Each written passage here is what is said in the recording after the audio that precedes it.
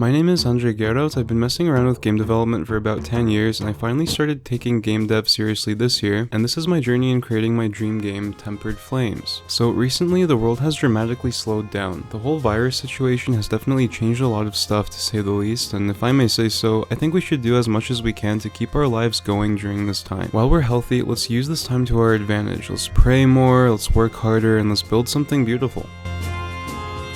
If you haven't seen my last video, I recommend checking that out first. I mentioned at the end of that video that something felt off about this game. This means that this week I'm going to be making a whole lot of changes. The first of those changes is actually that I rearranged my workplace and cleaned it up a bunch. You know, like the old Greek philosopher Jordan Peterson used to say, clean up your room before making a game, so I figured that'd be a good idea. I also began to do a whole lot of brainstorming to make this restructure work. I'm scrapping the whole idea for the genre. I thought it would be a slow-paced dungeon crawl immersive sim, but not anymore. I definitely want the game to have a strong narrative, I can't stress that enough, but it also needs to be a fun game with great engaging gameplay. Taking that into consideration, after thinking a lot about the scope and direction of this game, I really wanted to take things to the next level. So this game is now going to involve exploring a vast cityscape with strategic parkour mechanics. Not like Assassin's Creed here though. I'm talking about parkour that will feel more like solving a puzzle than flying through the world, but I also want the player to feel awesome. I think over the course of development, what I mean will become more and more clear. I spent a lot of time rebuilding everything from scratch. Part of the reason for this is I had some trouble with my computer, which is getting a bit old, but I took the opportunity to make a prototype level in which I could test all the parkour mechanics I wanted to make. Then I rebuilt the player from scratch and created a whole new movement system. I wanted to have more control over how the player would move, so I created something called a state-based system, or a state machine. Essentially, when the player moves around as normal, that will be considered his default state. From there, he'll be able to wall climb and vault and do all sorts of crazy things, each of which will be their own state. The state will then have its own execution functions, and every time a new state is created for the player, that function will change, creating new behavior. For now, it's just the basic movement of the player.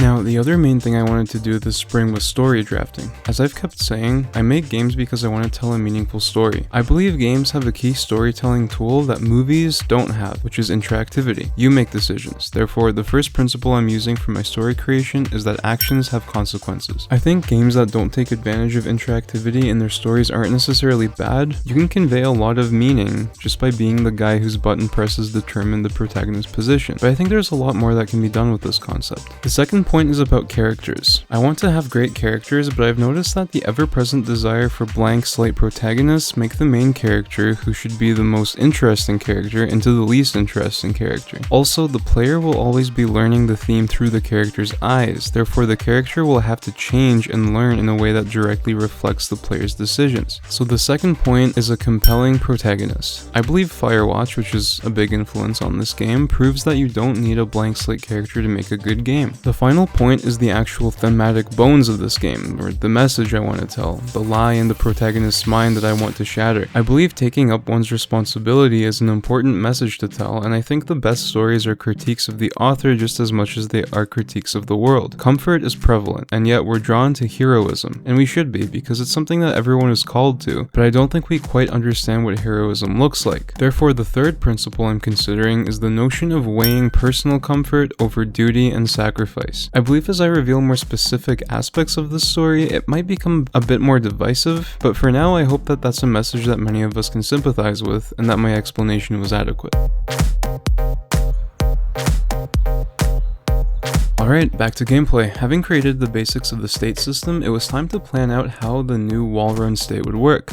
This is what happens when I brainstorm. It's literally just scribbles on a piece of paper. This is essentially how I'm doing sprint planning. Over here I just have a big to-do note for April, and then over here I have what is done. We finished the player movement, the basis of the state system, the camera movements, and the level, and this is going to get more and more precise as we go. So there were a few things I had to keep in mind for the state. First of all, the player had to run and press space, but normally this would just perform a jump. So I had to create a raycast script from the camera to make sure that there was a runnable wall in front of the player. Then I would essentially freeze his movement and have him jump a little higher and fall a little slower than he normally would, which will represent the force he gets from propelling himself onto the wall.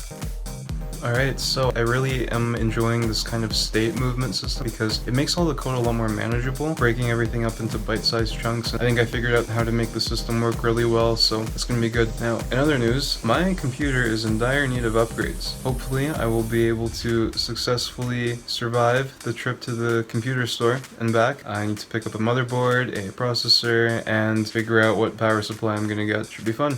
Alright, so I'm out here in front of the computer store in the parking lot. It's a dangerous place. Don't know if I'll survive. Might not make it. Wish me luck. Hopefully I can get the parts. Get out of here.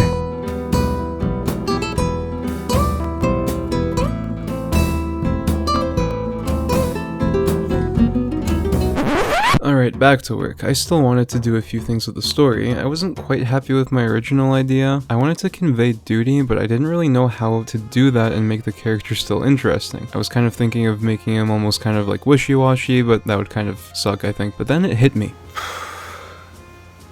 That's it.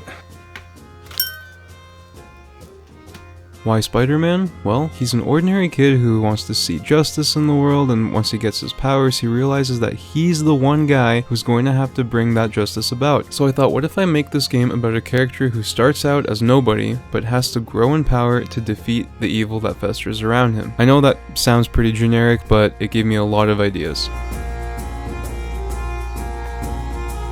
There was still a lot of stuff to do with the wall run. It was really bugging me. I had to make sure that the player was directly facing the wall when he did it. To make sure of this, I created an empty game object and parented it to the wall for the player to rotate towards. This proved to be really challenging. Lerping the player's rotation wasn't so hard. In fact, I think it felt great, but turning the player after he fell back to the base state was nigh impossible.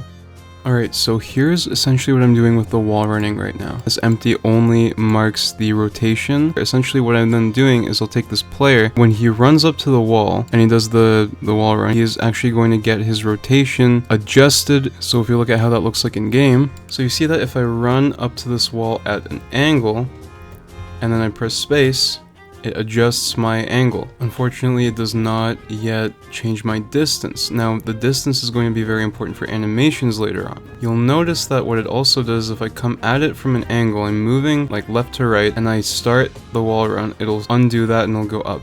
Now, unfortunately, another small issue that will be pretty easy to solve is if I try to look, it doesn't actually let me look because of the way that it's rotating me. Right now, my camera is rotating the player capsule. So what I'll have to do is when I change state, I'll have to also make the camera check for that change of state. And then when it changes back to normal, I'm going to have to adjust the rotation again, which is going to be a little bit annoying, but that's okay. We can work with that. All right, so I made a few changes. First of all, you'll notice that I now have a running system where you can hold shift and run. And now if you are next to the wall and you jump, you'll just do a normal jump. But now if I go back and if I run, I will do a wall run.